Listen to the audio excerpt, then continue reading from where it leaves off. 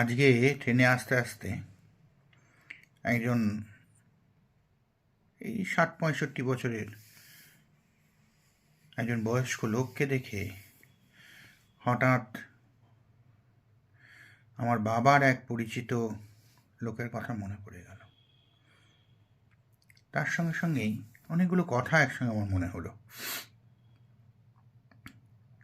আমি ডেলি আমার বাড়ি থেকে কলকাতায় ডেলি প্যাসেঞ্জারি করি।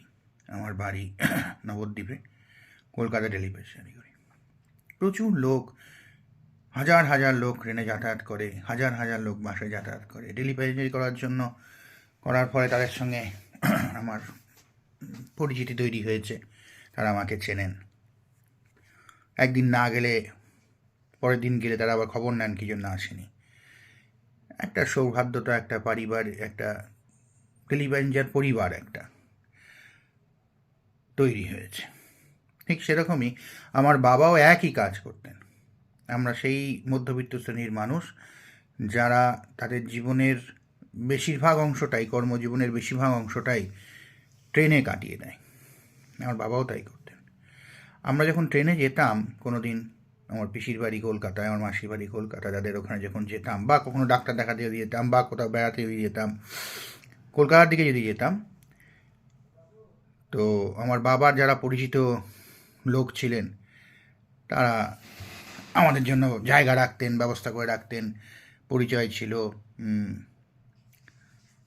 বসার কোনো অসুবিধে হতো না, কেউ উঠে দাঁড়িয়ে হয়তো জায়গা দিতেন। আমরা দেখতাম, আমি ভাবতাম যে বাবার কত পরিচয়, কত পরিচিতি, কত লোক তাকে চেনেন, বাবার জন্য কতটা আমরা সিকিওর, এইটা তখন দেখে মনে হতো। এখন সেই জায়গাটায় আমি আছি। কিন্তু হঠাৎ আমার মনে হলো, সেই যে এক কামরা লোক, বাবা যে নির্দিষ্ট কামরাটিতে যেতেন, সেই এক কামরা লোক, বাবার বয়সী তারা সবাই, তারা আজকে আর কেউ নেই, সবাই ভ্যানিশ হয়ে গিয়েছে। কোন জাদু বলে যেন তারা এসছিলেন, প্রতিদিন তারা কামরায় যেতেন, প্রতিদিন নিত্য নৈমিত্তিকের পৃথিবীতে তারা রাজত্ব করতেন, কিন্তু আজ তারা কেউ আর নেই। আমার বাবা যেমন নেই, সেরকম তার মানে এক গাড়ি লোক, তারা কেউ আর এই পৃথিবীতে নেই। আমার এরিয়ায়, আমার অঞ্চলে, আমি যেখানে থাকি সেখানে বাবার কত পরিচিতি ছিল, কত লোক তাকে চিনতেন, সেই বাবা আজ নেই। এবং যেসব লোক তাকে চিনতেন তাদেরও প্রায় 90% নেই। অদ্ভুত এটা একটা ব্যাপার। মানে একটা পৃথিবী, নতুন একটা পৃথিবী তৈরি হয়েছে এবং পুরনো পৃথিবী পুরো ভ্যানিশ হয়ে গিয়েছে। সুতরাং আমরাও যারা আছি তারা নিশ্চিতরূপে একদিন ভ্যানিশ হয়ে যাব, এটাই সততই সত্য। কিন্তু আমরা তবু সেটা ভুলে যাই। তবু আমরা লড়াই, বিবাদ, নিজেদের মধ্যে বিসম্বাদ, ইগো, এসব নিয়ে পড়ে থাকি।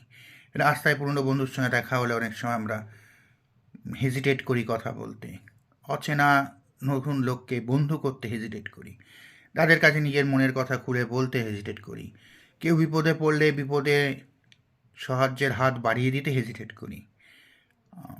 জানি না কেন কেন করি আমরা এটা, যেখানে সবই খুব ক্ষণস্থায়ী। আজকে যে জগৎ, যে দুনিয়াটায় আমি বাস করছি, আজ থেকে হয়তো 20, 25, 30 বা 35 বছর পর সেই দুনিয়াটায় আমি এবং আমার সঙ্গে যারা সবাই বাস করছে প্রায় কেউই থাকবেন না। নতুন একটা দুনিয়া আসবে, সেখানে আমার উপস্থিতি থাকবে না এবং আমার অস্তিত্বও থাকবে না। এখন আমার নামও হয়তো কেউ আর মনে রাখবে না, এবং তার সঙ্গে সঙ্গে মনে রাখার মতন লোকও থাকবে না। না রাখার কারণ হচ্ছে মনে রাখার মতন লোক থাকবে না। শুধু আমাদের যারা বাড়িতে যারা পরিচিত, আমার ছেলে পেলে, আপনার যারা পরিচিত লোক, নির্দিষ্ট একটা গণ্ডির মধ্যে কিছু লোক হয়তো আপনার নাম মনে রাখবেন, এবং তার ওপর তাদের সেই বংশটা চলে গেলে তারাও আর আপনার নাম মনে রাখবে না। তাহলে কিসের এত অহংকার, কিসের এত আত্মগ্লানি, কিসের এত ভুল বোঝাবুঝি, কিসের এত লড়াই? সবই তো ক্ষণস্থায়ী। তাই যেটুকু সময় আমরা আছি সেটুকু সময় যদি একটু হেসে খেলে, সবাইকে একটু আপন করে নিয়ে, সবাইকে একটু কাছে কাছে টেনে, সবাইকে একটু বেঁধে রেখে যদি বাঁচা যায়, তাহলে অপূর্ব হয়।